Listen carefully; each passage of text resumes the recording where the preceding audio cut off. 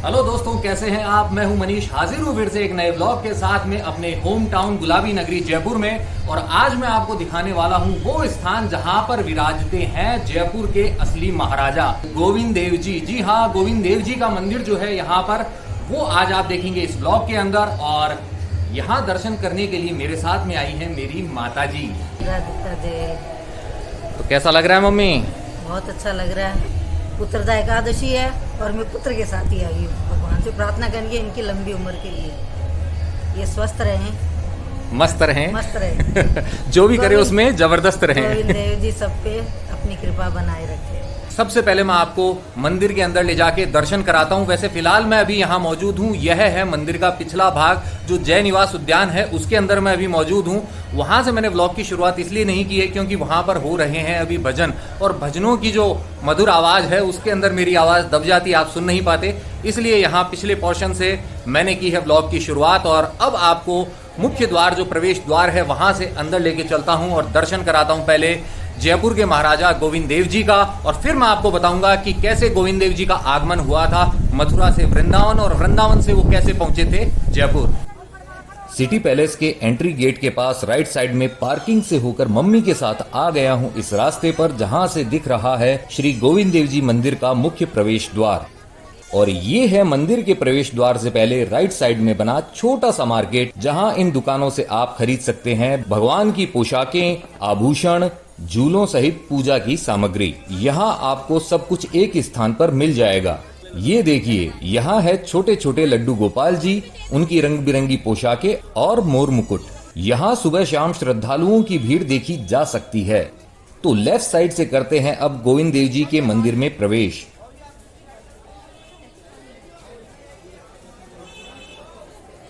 सामने है प्रवेश के लिए श्री नित्यानंद महाप्रभु द्वार, और उस तरफ है श्री गौरांग महाप्रभु द्वार बाहर जाने के लिए।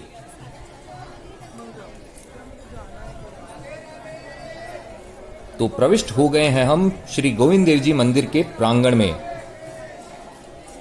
उस तरफ है जूता घर की निशुल्क सेवा, जूते चप्पल रखने के लिए। आज मंदिर में जो आप सजावट देख रहे हैं वह इसलिए है क्योंकि थोड़े ही दिन बाद है कृष्ण जन्माष्टमी का त्योहार। ये देखिए, सभी कृष्ण भक्तों को जन्मोत्सव की अग्रिम बधाई भी दी जा रही है। मेरी माता श्री भी घर से लड्डू गोपाल जी को विहार कराने लेके आई है गोविंद देव जी के मंदिर में। लीजिए, आ पहुंचे हैं हम श्री गोविंद देव जी के मंदिर की भव्य छत के नीचे। गुलाबी नगरी जयपुर के गुलाबी रंग से रंगी हुई छत पर सफेद रंग की कलाकारी ने मंदिर की छत को रॉयल टच दिया है, और कृष्ण जन्माष्टमी के लिए किए गए डेकोरेशन ने मंदिर की सुंदरता में एक्स्ट्रा चार चांद लगा दिए हैं। गोविंद देव जी के दर्शन अभी पर्दा लगा होने की वजह से हम नहीं कर सकते हैं। थोड़ी देर बाद उनको लगाया जाएगा भोग, क्योंकि तब समय होगा राजभोग आरती का, राजभोग झांकी का। ये सभी श्रद्धालु राजभोग झांकी के दर्शन करने के लिए ही यहाँ प्रतीक्षा कर रहे हैं। गोविंद देव जी के मंदिर का निर्माण वास्तु की उसी शैली में हुआ है जिसमें बनाया गया था जयपुर का सिटी पैलेस। ये देखिए कितना सुंदर है यह मंदिर। श्री गोविंद देव जी ही हैं जयपुर के असली महाराजा, इसलिए उनका मंदिर बनाया गया था बिल्कुल एक महल की तरह, जहाँ पे डेली लगता है श्री गोविंद देव जी का दरबार, और यहाँ होने वाली 7 आरतियों में शामिल होकर भक्त लगाते हैं अपनी हाजिरी। ये देखिए कितना सुंदर स्तंभ है गोविंद देव जी के मंदिर का। सबसे खास बात है कि इस मंदिर का शिखर नहीं है, जो इसे अन्य मंदिरों से भिन्न बनाता है। राजभोग आरती में अभी काफी समय है, तो समय का करके सदुपयोग आपको कराता हूँ श्री गोविंद देव जी मंदिर के अन्य भागों के दर्शन। तो आइए मेरे साथ। इस तरफ है अमनिया चौक वाले श्री गिरधारी जी का प्राचीन मंदिर, तो आइए करते हैं उनके दर्शन। जय हो गिरिधारी जी की, जय हो गिरिराज जी की। पुराना गिरिराज जी का मंदिर है, वो बहुत साल पहले आई थी। चलिए अब आपको दिखाता हूँ कुछ बेहद खास। पीले, गुलाबी और सफेद रंग से सुशोभित ये है गोविंद देव जी मंदिर का सत्संग भवन, जिसका नाम शामिल है गिनीज वर्ल्ड रिकॉर्ड में, क्योंकि इस सत्संग भवन की छत है सिंगल स्पान वाली दुनिया की सबसे बड़ी छत। जी हाँ, इस विशाल छत के नीचे बीच में एक भी पिलर नहीं है। सत्संग भवन के ठीक पास में राइट साइड में है गोविंद देव जी का मंदिर, और यहाँ कृष्ण जन्मोत्सव की खुशी में बजाए जा रहे हैं ये वाद्य यंत्र।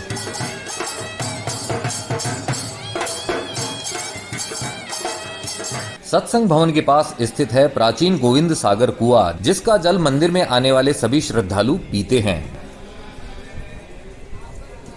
गोविंद सागर का जो जल पीता रहता है रेगुलर, जिसके डायबिटीज, शुगर, बीपी कुछ नहीं होगा, ये इसकी खास बात है। अब जो आप देख रहे हैं वो है श्री गोविंद देव जी मंदिर का पिछला भाग, जिसमें है जय निवास उद्यान। फिलहाल इस सरोवर में नहीं है पानी और फंवारे भी है बंद। नाहरगढ़ का किला भी यहां से दिखाई दे रहा है और उस तरफ पहाड़ पर है जयगढ़ का किला। यहाँ देख सकते हैं आप खजूर के ये पेड़ और वहाँ कोने में बनी है एक सुंदर सी छतरी, और यहाँ पीछे है जय निवास उद्यान का हरा भरा एरिया। अब यहाँ से आप अच्छी तरह से देखिए मंदिर का पिछला भाग। सामने है गेट नंबर 6 और वहाँ उस तरफ है गेट नंबर 7, और यहाँ से आप खरीद सकते हैं बंदरों और पक्षियों को खिलाने के लिए बहुत सारी चीजें। अब चलते हैं गेट नंबर 7 से वापस अंदर, क्योंकि समय हो रहा है राजभोग आरती का और गोविंद देव जी के दर्शन का। लेकिन उससे पहले आपको दिखाता हूं गेट नंबर 7 के पास स्थित 2 मंदिर। तो इस तरफ है वो 2 प्राचीन मंदिर जिनका निर्माण करवाया था महाराजा सवाई माधो सिंह ने अपने 2 पुत्रों की याद में, जो युद्ध में वीर गति को प्राप्त हुए थे। गंगा सिंह जी की याद में बनवाया था गंगा माता का मंदिर, और गोपाल सिंह जी की याद में बनवाया था राधा गोपाल जी का मंदिर। वर्तमान में दोनों मंदिर हैं देवस्थान विभाग राजस्थान के नियंत्रण में, इसलिए अंदर जाकर शूट करने की मनाही है। तो वापस आ गए हैं हम श्री गोविंद देव जी के मुख्य मंदिर में। हट चुका है पर्दा और अब आप भी कीजिए गोविंद देव जी की मनोहारी राजभोग झांकी के दर्शन। चांदी के झूले पर विराज रहे हैं जयपुर के असली महाराजा भगवान श्री गोविंद देव जी राधा रानी के साथ।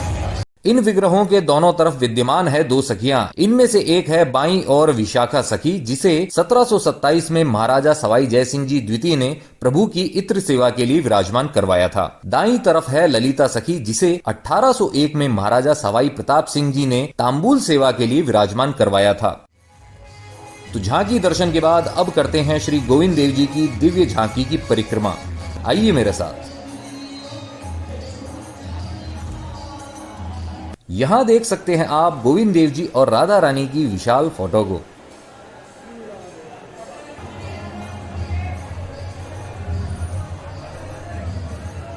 लीजिए पहुंच गए हैं हम श्री गोविंद देव जी की झांकी के ठीक पीछे।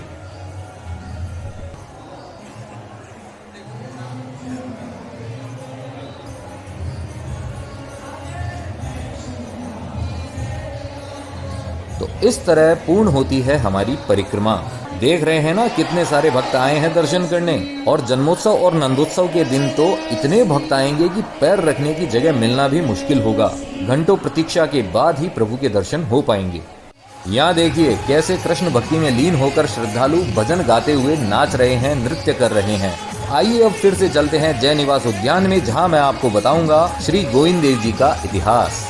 अब मैं आपको बताता हूँ गोविंद देव जी के मंदिर का इतिहास। लगभग 4900 वर्षों पूर्व भगवान कृष्ण के जो प्रपौत्र थे वज्रनाभ, जिन्हें ब्रजनाभ भी कहा जाता है, कुछ लोग उन्हें ब्रजनाभ भी कहते हैं, तो उन्होंने भगवान कृष्ण से जो भी संबंधित स्थान थे या उनके जो प्राचीन मंदिर थे उनका जीर्णोद्धार करवाना शुरू किया था। और वज्रनाभ ने बनवाई थी भगवान कृष्ण की 3 खास प्रतिमाएं। पहली प्रतिमा उन्होंने बनवाई थी, वो दिखाई थी उन्होंने अपनी दादी माँ को, क्योंकि उन्होंने अपनी दादी माँ से सुना था भगवान कृष्ण का वर्णन।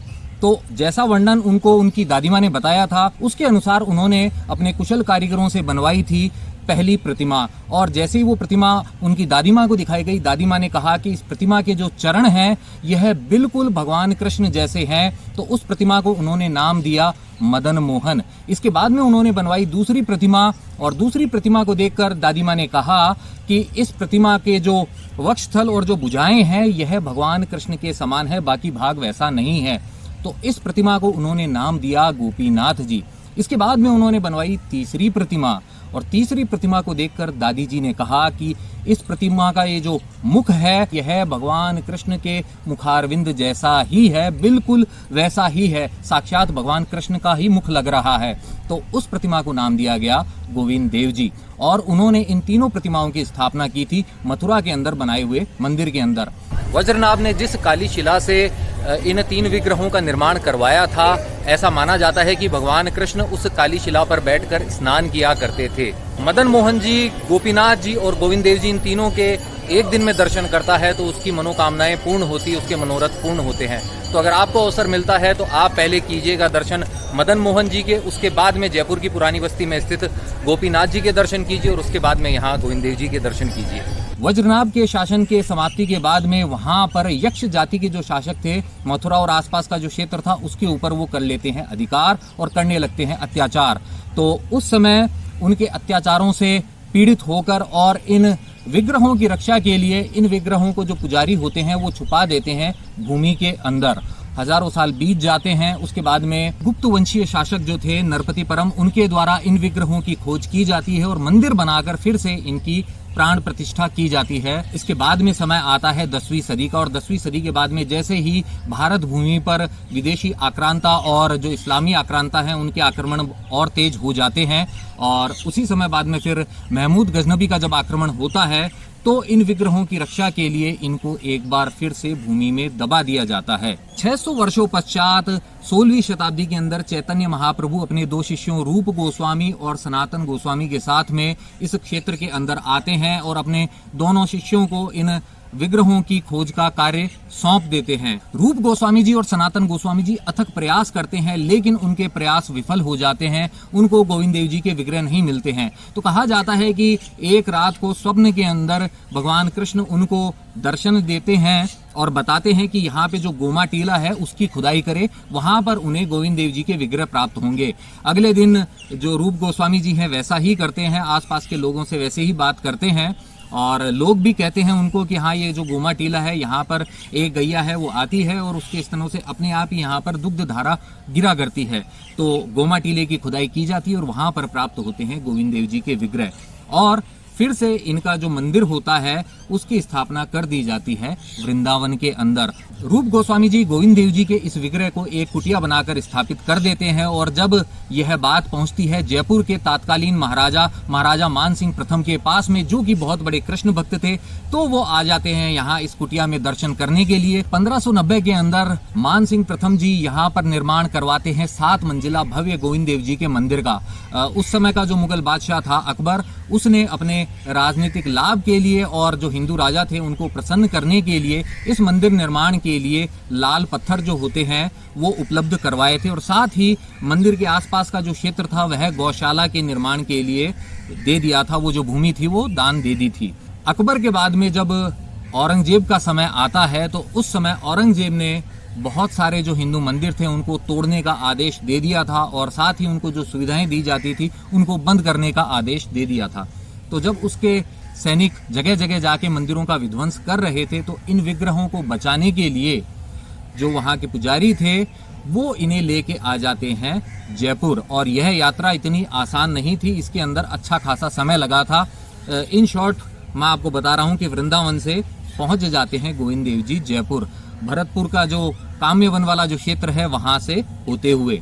और यहाँ पर उस समय जयपुर के जो महाराजा थे सवाई जय सिंह जी द्वितीय, वो कर रहे होते हैं जयपुर की स्थापना और उससे पहले गोविंद देव जी का मंदिर जो स्थापित किया जाता है वह किया जाता है आमेर घाटी के अंदर, जो आज क्षेत्र जाना जाता है कनक वृंदावन के नाम से। उस समय वह जो क्षेत्र था बहुत ही दुर्गम क्षेत्र था, सामान्यतः लोग वहां दर्शन करने के लिए नहीं जाया करते थे। पुराना मंदिर जो है गोविंद देव जी का आज भी कनक वृंदावन का मंदिर ही कहलाता है। जब सिटी पैलेस का निर्माण हो रहा था तो उस समय जय सिंह जी को भगवान गोविंद देव जी ने सपने में दर्शन दिए और कहा कि उस दुर्गम क्षेत्र से मुझे इस सुगम क्षेत्र में लाकर यहाँ पर भव्य मंदिर का निर्माण करे ताकि जो आम जन है वह आसानी से दर्शन कर सके। और इसके लिए जो जय सिंह जी ने स्थान चुना था वह स्थान था जहां पर आज सिटी पैलेस मौजूद है, जहां पे चंद्र महल मौजूद है। वह स्थान सिटी पैलेस जिस जगह बनने वाला था उस जगह भगवान ने मंदिर बनाने का आदेश दिया, क्योंकि जयपुर के महाराजा तो मानते हैं गोविंद देव जी को ही जयपुर का महाराजा, तो जिस जगह महल बनना था वहीं पर बनना था फिर गोविंद देव जी का मंदिर और उसी स्थान पर बाद में बना गोविंद देव जी का मंदिर। इस तरह चंद्र महल के पास जय निवास का जो अहाता है उसमें निर्माण शुरू हुआ, जो पूरा हुआ था 1735 के अंदर। और इस तरीके से गोविंद देव जी वृंदावन से पहुंच गए यहाँ गुलाबी नगरी जयपुर में और तब से यहीं पर विराज रहे हैं। और खास बात यह है कि मंदिर का निर्माण इस तरीके से किया गया था कि जो चंद्र महल जो महाराजा का निवास स्थल था वहां पे जो महाराजा का शयन कक्ष था उसकी जो खिड़की थी उससे सीधे दर्शन कर सके महाराजा सुबह उठते ही गोविंद देव जी के, इस तरीके से मंदिर का निर्माण किया गया था और जिस तरीके से महल का निर्माण हुआ था उसी तरीके से उसी शैली के अंदर गोविंद देव जी के मंदिर का निर्माण हुआ है। और खास बात यह है कि इसे ठिकाने का दर्जा दिया गया है। जी हाँ, जैसे कि रियासतें हुआ करती थी, ठिकाने होते थे, तो गोविंद देव जी जो है वो जयपुर के महाराजा हैं, तो उनको ठिकाना गोविंद देव जी कहा गया था और आज भी ठिकाना गोविंद देव जी ही कहा जाता है। मेवाड़ घराने के जो शासक हुआ करते थे वो अपने आप को एकलिंग जी का दीवान मानते थे, असली शासक वो मानते थे एकलिंग जी को। तो उसी तरीके से जयपुर के महाराजा असली शासक मानते थे गोविंद देव जी को। सवाई जयसिंह जी ने एक विशेष मोहर भी बनवाई थी जिस पर उन्होंने अंकित करवाया था गोविंद देव जी चरण सवाई जयसिंह शरण, जिसका अर्थ है कि सवाई जयसिंह सहित उनका जो परिवार है वह गोविंद देव जी की शरण में है, उनके चरणों के अंदर है, उनका सेवक है। असली शासक, असली जो कहते हैं महाराजा, वो तो गोविंद देव जी ही हैं। और इसी वजह से आप देख सकते हैं कि सिटी पैलेस के ऊपर जो शाही ध्वज फहराता है उससे भी ऊपर जो ध्वज फहराता है, जो पताका फहराती है, वो है गोविंद देव जी की। राज परिवार सहित जो जयपुर के समस्त वासी हैं वो लोग यहाँ पर आकर गोविंद देव जी की हाजिरी बजाते रहते हैं। कुछ लोग जो हैं वो रोज आते हैं, सुबह शाम आते हैं, और कुछ लोग जो व्यस्त होते हैं जैसे ही उनको समय मिलता है वो आके बजाते हैं गोविंद देव जी की हाजिरी। क्योंकि मारवाड़ी में एक कहावत भी है ना, राजस्थानी में एक कहावत है कि जहाँ की खाओ बाजरी वहां की बजाओ हाजिरी। गोविंद देव जी के दर्शन अपनी माता जी के साथ में करके मुझे बहुत अच्छा लग रहा है, क्योंकि आज एक खास तिथि भी है जो कहलाती है पुत्रदा एकादशी।